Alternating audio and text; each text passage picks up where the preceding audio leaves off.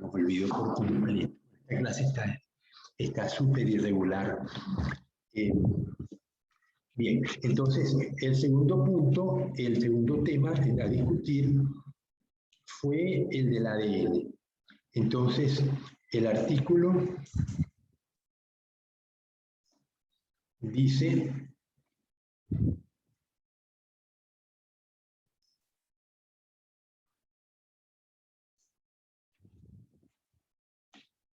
ya me estoy abriendo. ¿Tú lo tienes, Adrián? Es en Twitter. Sí, yo lo tengo abierto. ¿Lo tienes abierto? ¿Te permito que lo compartas? Sí, sí, está bien. Ya lo puedes compartir, Adrián. ¿Qué tarda en abrir en mi máquina?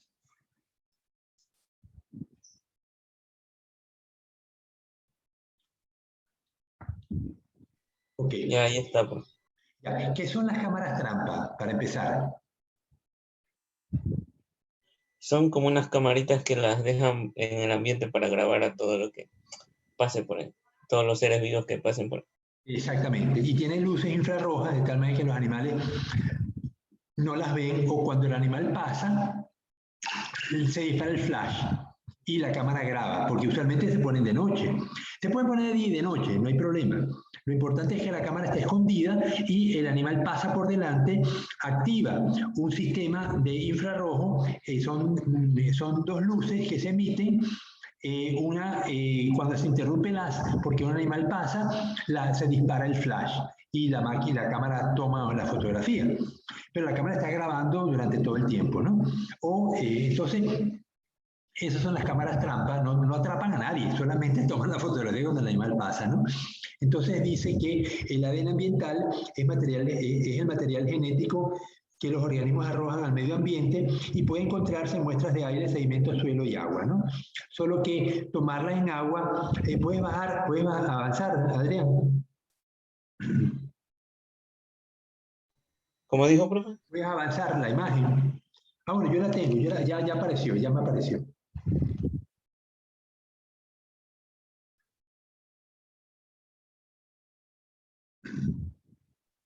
¿Usted la va a compartir ahora? ¿O?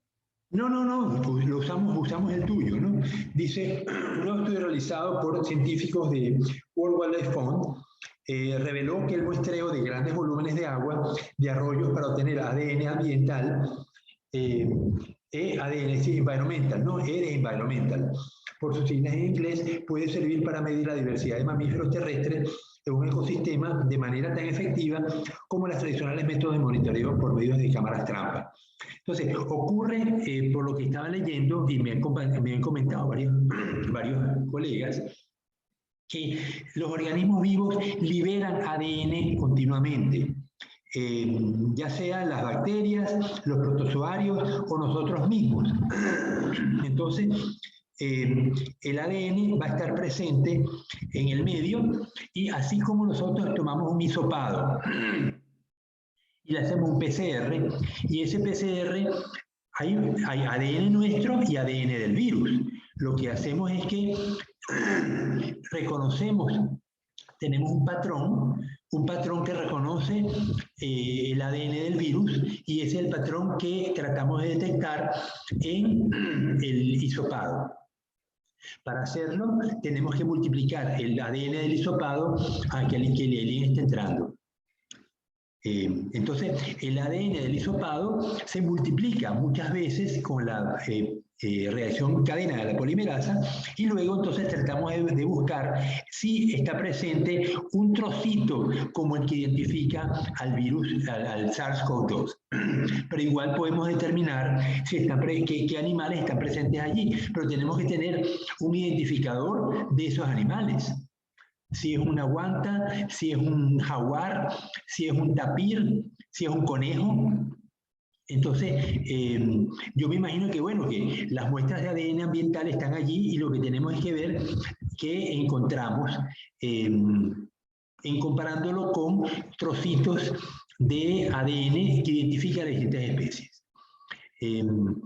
Ahora, esto veo que se extiende a todo tipo de ambiente, el suelo, el aire, el agua, ¿no? Sobre todo en el agua donde más se ha usado, ¿no? Ahora, le preguntaba yo a mis colegas esta mañana, ¿cómo es posible que el ADN perdure tanto tiempo y no se degrade? Porque cuando un animal se muere, a los pocos días va a quedar en los huesos. Las bacterias, los insectos, primero los mamíferos carroñeros se van a comer la carne, ¿no? La carne que puedan, quedan los huesos y las bacterias pues van a estar actuando sobre ese material y lo van a degradar. Pero cuando la pregunta es, en el ADN que queda en el suelo, en el aire, en el agua, ¿por qué no se degrada? Y me dice esta mañana una colega, no sé si se los pasé, pero se los leo.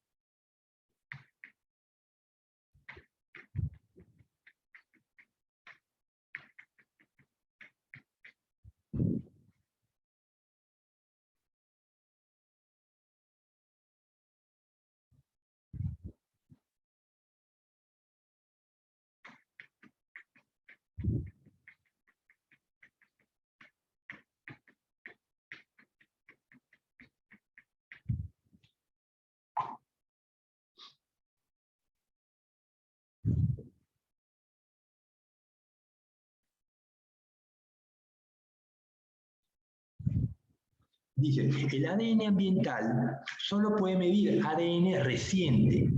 Como se dice, el ADN se degrada y ya no se puede medir.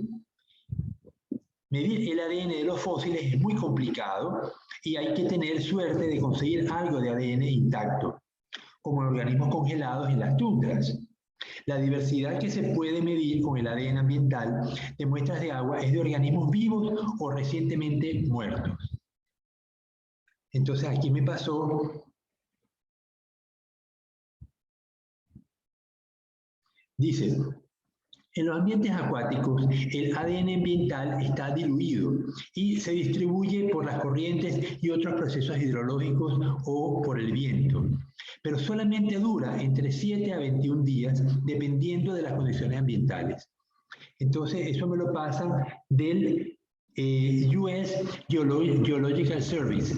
Eso es el Servicio de Geología de los Estados Unidos que manda la noticia. Se las paso al final de la clase. Entonces, por otra parte, otro de los colegas con quien mientras estaba esta mañana viajando en el autobús, pues iba conversando de este tema, justamente para prepararme para la clase con ustedes. Y dice,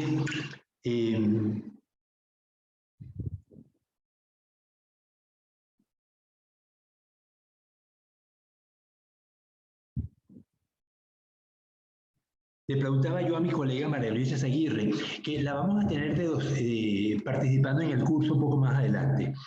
Ella es profesora, ella es bióloga molecular de la Universidad Técnica de Manabí, en Puerto Viejo. Le preguntaba cómo es que el ADN, la molécula de ADN perdura tanto en el ambiente. Bueno, tanto, ya vimos que perdura hasta 21 días, ¿no? Dice, la doble cadena. En el suelo y en el mar hay miligramos de ADN por litro que puede hacer lo que se llama la recombinación horizontal con otros organismos. La maravilla de la doble cadena es que es casi inmortal. Bueno, es una expresión un poco poética, ¿no? Solo de las ADNasas la pueden cortar.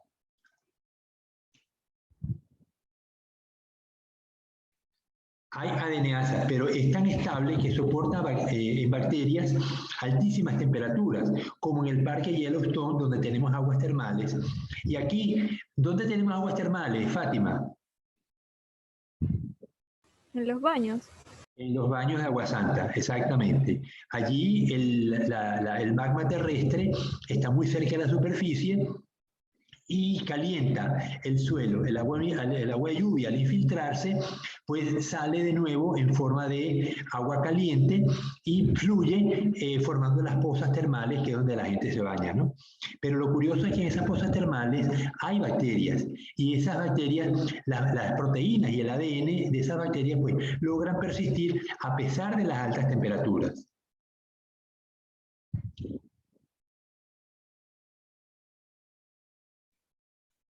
Me dice también la compañera, los plásmidos son islas de genes que entran y salen de los microorganismos muy frecuentemente.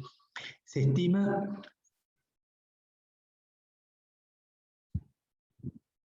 Ok, entonces vemos cómo el ADN fluye de nuestro cuerpo de manera regular, así como el fluye del cuerpo del resto de los organismos, y entonces tenemos un ADN ambiental.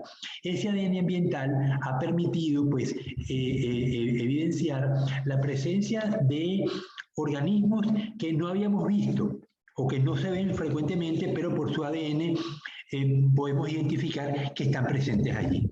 Y que el ADN, pues, es una molécula bastante resistente, que esa doble hélice hace que sea más difícil oxidarla que una molécula de azúcar, por ejemplo, o una molécula de grasa. Bien, entonces yo creo que con esto pues dejaba sentado el inicio de este tema del ADN, que lo vamos a estudiar al final de cuando veamos genética. Bueno, Adrián, vamos a... Profe, disculpe, una pregunta. En el paper, o bueno, en el artículo, lo que hace referencia es hacia ambientes controlados, o también consta lo que son ambientes que no son controlados y están presentes en personas. En absoluto, son ambientes naturales. Ellos fueron a un lago, toman un suelo, toman una muestra de aire. Es ambiente natural absolutamente, Fátima. O Kelly, no sé, Fátima la que me está preguntando, ¿no? Sí, es que lo preguntaba porque muchas veces encontramos lo que son algunos agentes químicos que, no sé, pensé que podían alterar un poco lo que es el ADN. Es lo curioso, pero el ADN se altera por ciertos agentes químicos, pero fíjate, Fátima, lo transforman, cambian las bases nitrogenadas, pero no lo destruyen, no lo oxidan. A mí lo que me sorprende es eso, ¿por qué la glucosa se descompone rápidamente en CO2 y agua? Sin embargo, el ADN no se descompone rápidamente en CO2 y agua, perdura como ADN. Puede que se modifique las bases nitrogenadas, que se cambien los puentes de hidrógeno. Esas son mutaciones, pero no se oxida, no se destruye como molécula. Que es lo que llama la atención. Por eso esta mañana, cuando leí este artículo, enseguida le escribí a mis colegas en Estados Unidos y en Puerto Viejo, y les preguntaba, dígame, ¿qué hace que el ADN sea tan resistente? Y una me explicó que era la doble hélice, que se hace resistente a la penetración de otras enzimas. Y las ADNasas son enzimas muy especializadas, que no siempre están presentes, ¿no? Bueno, vamos a comenzar el tema que tocaba para hoy, que era, ya habíamos terminado el tema 2 sobre, a ver, el tema, ¿se está viendo? ¿Se está viendo, Kelly? Sí. Kelly, ¿tú me oyes? Sí, biólogo, sí se observa. A veces tengo duda de que Kelly me esté oyendo. Entonces, habíamos terminado la parte de membrana.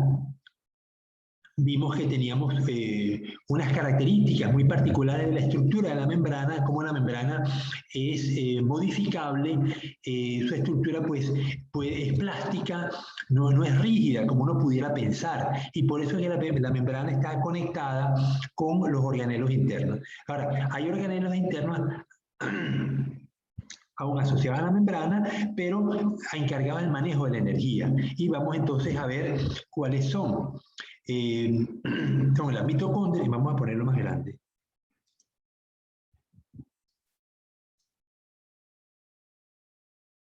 La mitocondria de respiración aeróbica, los cloroplastos, que tienen dos fotosistemas, la quimiosíntesis y los peroxisomas. Son las 4 estructuras. Bueno, la quimiosíntesis es un proceso, no es una estructura, ¿no? Los peroxisomas sí son estructuras que atacan los peróxidos, ¿no? Entonces, vamos a ver energía en la célula. Dice, la energía entra a los sistemas biológicos por medio de 2 procesos, la fotosíntesis y la quimiosíntesis. En la fotosíntesis se capta energía luminosa por medio de diversos pigmentos y se convierte el CO2 y el agua en moléculas orgánicas contentivas de alta energía, como carbohidratos. La fotosíntesis se produce en los cloroplastos, en los organismos eucariotas, mientras que en los procariotas se produce en el citoplasma celular. Entonces, piensen que la primera molécula que produce la fotosíntesis es la glucosa. Un segundo, voy a contestar el teléfono.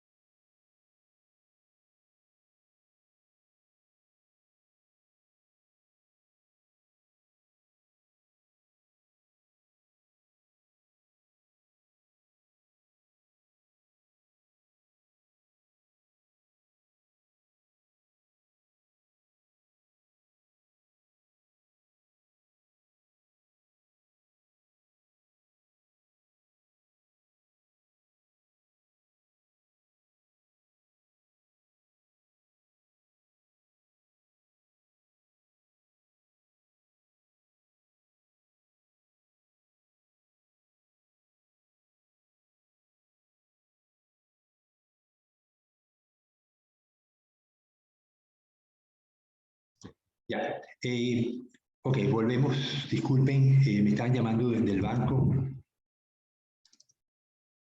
Ok, entonces, algo que debemos entender, el primer y único compuesto que forma la fotosíntesis es la glucosa, no forma ningún otro. Luego, a través de procesos metabólicos, la glucosa se transforma en almidón o celulosa o cualquier otro compuesto, porque cuando yo tengo un compuesto orgánico, un carbohidrato, y tengo una fuente de nitrógeno, puedo hacer aminoácidos. Lo único que necesito son los productos necesarios y las enzimas para que me catalicen el producto. Entonces, a través de esos procesos metabólicos, ya no la fotosíntesis, sino procesos metabólicos que no requieren luz, pero algunos van a requerir ATP, yo voy a poder producir cualquier otra molécula orgánica que existe en los seres vivos. Entonces, esa parte necesito que se comprenda que la fotosíntesis solamente produce glucosa, pero luego la glucosa y el ATP que se me produce en las reacciones de la fotosíntesis o en la degradación de glucosa, yo puedo formar ATP a nivel de la mitocondria, pero yo en el citoplasma tengo un medio donde puede haber la síntesis de compuestos. Por ejemplo, en el retículo endoplasmático rugoso se forman proteínas, pero en el retículo endoplasmático liso, que no tiene ribosomas y ni hacen falta, se van a formar, ¿qué? ¿Qué compuestos se forman en el retículo endoplasmático liso?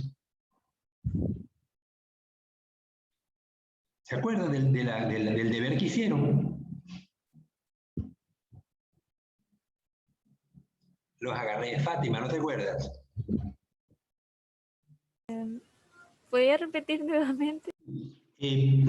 Los procesos metabólicos de formación de compuestos orgánicos complejos, más allá de la glucosa. La glucosa es el compuesto orgánico más simple. Tiene 5 carbonos, tiene oxígeno y tiene hidrógeno, no tiene más nada. Pero en otras partes de la célula, en particular en el retículo endoplasmático liso, se forman las grasas, se forman ácidos grasos. Entonces, usan la glucosa y polimerizan la glucosa para formar los ácidos grasos, que son largas moléculas de ácido acético. O sea, la glucosa va a degradarse a acetato y el acetato se va a ir pegando de 2 en 2. Por eso es que muchas veces los ácidos orgánicos los van a ver que tienen 12 carbonos, 14, 16, 18. porque son a base de ácido acético que van pegando uno con otro y van formando la larga cadena de productos carbonados, pero la pega de 2 en 2. Por eso tenemos cadenas pares. Algunas bacterias tienen la posibilidad de formar ácidos grasos de cadena impar, 13, 15, 17, 21. ¿Ok? Esa parte se entendió, ¿verdad? Entonces, en otras partes del citoplasma va a haber también la formación de terpenos. Los terpenos son moléculas orgánicas complejas, con anillos. Entonces, pero lo que quiero es que tengan una idea. El citoplasma es una fábrica. Y la fábrica requiere como materia prima productos orgánicos sencillos como la glucosa y moléculas de alta energía como el ATP. Y requiere enzimas. Esas enzimas, cuando están presentes, me permiten formar ciertos productos especiales como ácidos grasos, ácidos nucleicos, terpenos, ceras. Las ceras son, igual que las grasas, son moléculas carbohidratos de moléculas muy grandes. Entonces, bien, esa parte se entendió, ¿verdad? Entonces, la fotosíntesis se produce en los cloroplastos en los organismos eucariotas, mientras que los procariotas se producen en el citoplasma celular. En la quimiosíntesis se capta la energía contenida en compuestos inorgánicos y el oxígeno y se convierte en productos de alta energía usando CO2 como fuente de carbono. Solo se ha demostrado su presencia en organismos procariotas y en particular en arqueas, ni siquiera en bacterias, sino en arqueas. Acuérdense que las arqueas difieren de las bacterias por su membrana celular que tiene unos productos especiales. No tiene los elementos típicos, los fosfolípidos típicos, sino que tiene unos fosfolípidos especiales y son tan especiales que las han declarado un reino aparte completamente de las bacterias. Todas las funciones vitales de las células consumen energía y las fuentes son moléculas que la captan y desprenden con facilidad. Como el triptofano de adenosina, el trifosfato de adenosina, esta molécula es producida en las mitocondrias del organismo eucariota o en el citoplasma de los procariotas. Entonces, vamos a ver un poco quimiosíntesis porque es un tema que ustedes no van a ver con mucha frecuencia. Dime, Kelly, ¿qué estás viendo en la imagen? Bueno, allí dice, figura 2933, comunidades de chimeneas hidrotermales. Ajá. Eso es en las Galápagos, ¿eh? A 2000 metros de profundidad, tomadas por el submarino Alvin, que lo vamos a ver un poquito más adelante. Entonces, ahí vemos algo que sobresale del suelo, ¿verdad? Vemos una especie de chimenea. La chimenea tiene un montón de cangrejos arriba, tiene unos gusanos abajo y hay un caracol que está a la izquierda. Entonces, esa chimenea dice, las fumarolas es agua termal, así como el agua, ¿han ido a baños? ¿Qué? ¿Has ido a baños? No, no conozco baños. ¿Adrián? Yo no. ¿Tampoco? ¿Y Fátima? Tampoco. Oye, se han perdido. Pues yo tampoco, yo quiero ir. Pero sí sé que hay aguas en Venezuela, pues hay sitios con aguas termales y sé que el agua sale del suelo caliente. Este agua, ese chorro negro que ven ahí saliendo, es agua muy caliente, agua que tiene unos 300 grados centígrados, pero al subir por el tubo, por la tierra, a esa temperatura tan alta, disuelve las sales que contienen el material del fondo del mar. Pero esas sales disueltas a esa alta temperatura, ¿por qué el agua sigue líquida? Por la alta presión. Piensen que estamos a 2000 metros, cada 10 metros son una atmósfera, estamos a 200 atmósferas de presión. Entonces, a esas altísimas presiones, el agua, aún a esa temperatura, no hierve, sino que permanece líquida. Y como líquido, pues disuelve las paredes. Pero el agua que rodea esta fumarola está a entre 6 y 8 grados centígrados. Entonces, de 300 baja a 8 y esa baja de temperatura determina que la solubilidad del agua se reduce La solubilidad de las sales en el agua se reduce cuando el agua se enfría. Entonces, las sales que están disueltas en agua a 300 grados no pueden seguir disueltas en agua a 8 grados y precipitan. Y ese precipitado lo estamos viendo ahí como si fuera humo, pero no son humo, son partículas que eventualmente van a sedimentar, como las vemos que rodean a la fumarola, ¿no? Que van cayendo progresivamente. Ok, entonces, en ese agua salen también gases. Sale sulfuro de hidrógeno, que es el gas del huevo podrido, que huele muy mal. Sale metano, sale hidrógeno, y estos elementos pueden ser usados por las arqueas como fuente de energía y producen entonces glucosa. Entonces, las arqueas son digeridas por los organismos que están viendo aquí. Por ejemplo, vemos que estos gusanos que estamos viendo acá, vamos a verlos, aquí los vemos más fácilmente, vemos las fumarolas, como el chorro de agua va saliendo y en la medida que sale va precipitando las sales y van formando estas chimeneas, ¿no? Esas chimeneas pueden llegar a veces a 60 metros de alto y eventualmente las corrientes marinas pues las afectan y las tumban. Entonces, estos gusanos que vemos aquí a la izquierda son gusanos anélidos, ellos viven dentro de un tubo, pueden llegar a 3 metros y llegar a vivir 250 años, decía lo que estaba leyendo Kelly. Y esos tentáculos rojos son producto de una sustancia parecida a la hemoglobina, que capta el sulfuro de hidrógeno y se lo pasa a las bacterias que están en simbiosis con el gusano.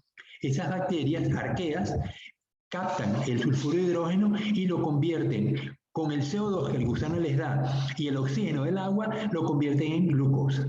Y de esa manera el gusano se alimenta. Aquí vemos los gusanos de nuevo, vemos el cangrejo, ven las langostas, las ven a los lados. Y sí. vemos una almeja que a la derecha, una almeja que también, la almeja, pues ella puede filtrar y se alimenta de bacterias.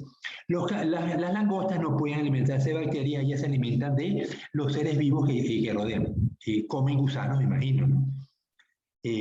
Ahora, normalmente estas comunidades en el fondo del mar viven de la fotosíntesis que se produce en los primeros 200 metros de agua.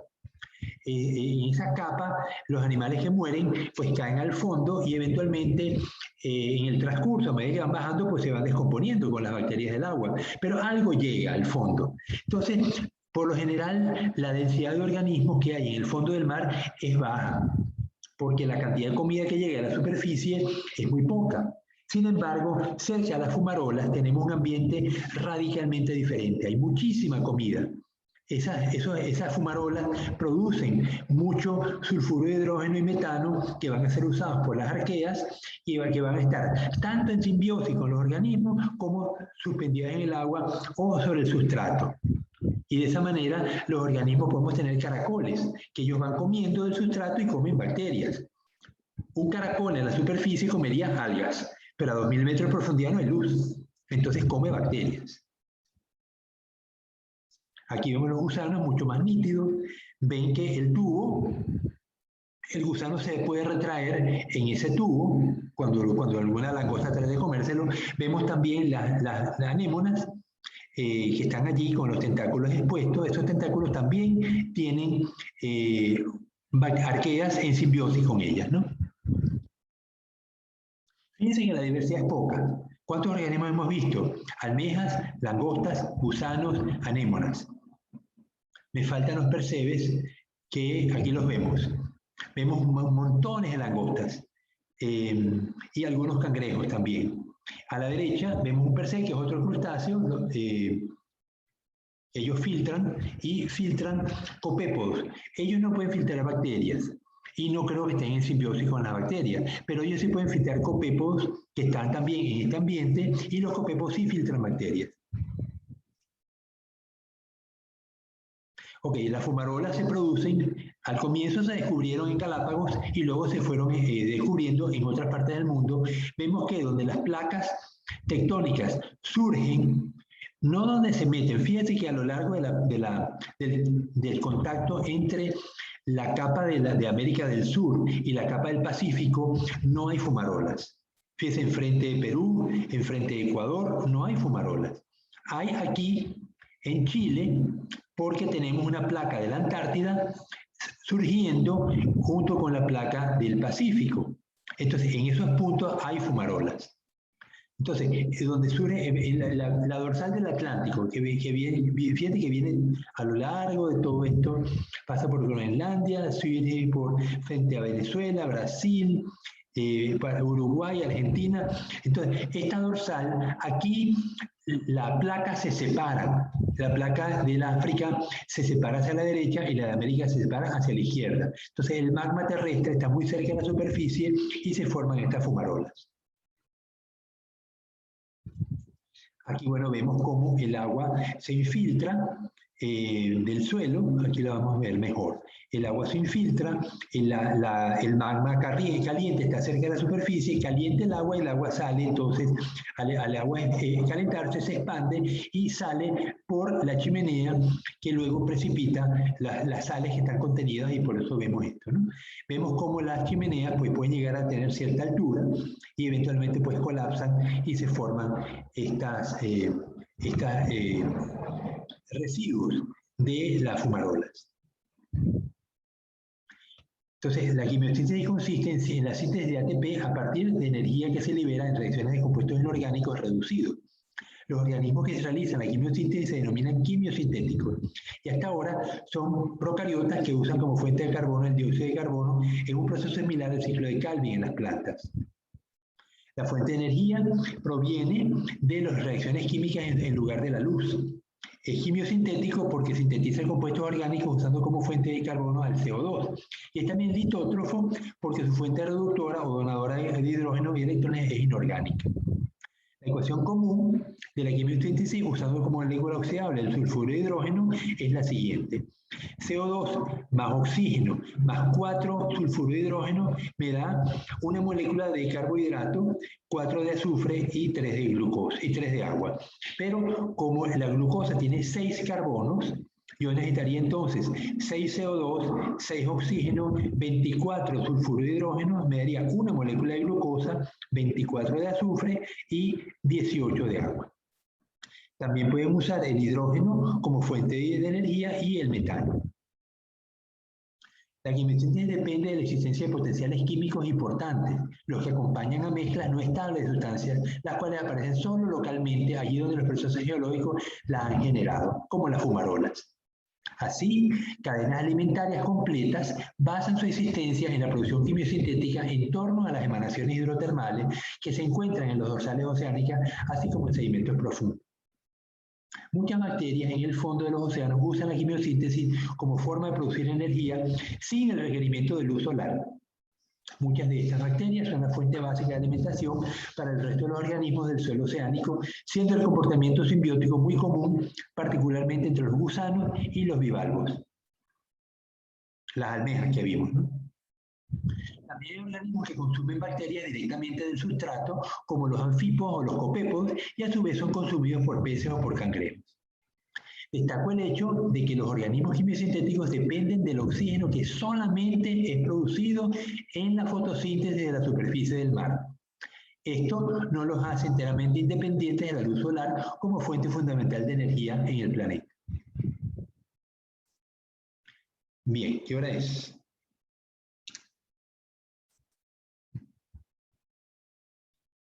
Bien, ya nos pasamos. Bueno, entonces vamos a ver el cloroplasto de fotosíntesis. Por favor, lean esto, lo pueden buscar en internet, lo pueden buscar en los libros que ya han bajado, pero la próxima clase, que es el día viernes, vamos a ver entonces cloroplastos y fotosíntesis, los dos fotosistemas, el fotosistema 1, el fotosistema 2, y vamos a ver entonces, si nos da tiempo, las mitocondrias. Esto yo lo debían haber visto en botánica, pero yo no sé si lo vieron, Adrián. Sí, no. Bueno, si lo vieron, esto le va a servir de repaso simplemente, ¿no? Si no, pues vamos a asegurarnos que lo entiendan. El fotosistema 1 y 2 no solamente se produce ATP, también se produce NADPH y otros compuestos de alta energía. Los tres compuestos hacen falta para formar en el ciclo de Calvin la glucosa. Bueno, jóvenes, nos vemos. Disculpen la tardanza de hoy, tuve un percance en mi casa y afortunadamente se solucionó, así que nos vemos el día viernes. ¿Alguna pregunta, Kelly, Fátima? No, nada. No, biólogo. Bueno, entonces esperemos que Génesis y Wandenberg nos acompañen el día viernes. Chao. Muchas gracias, biólogo.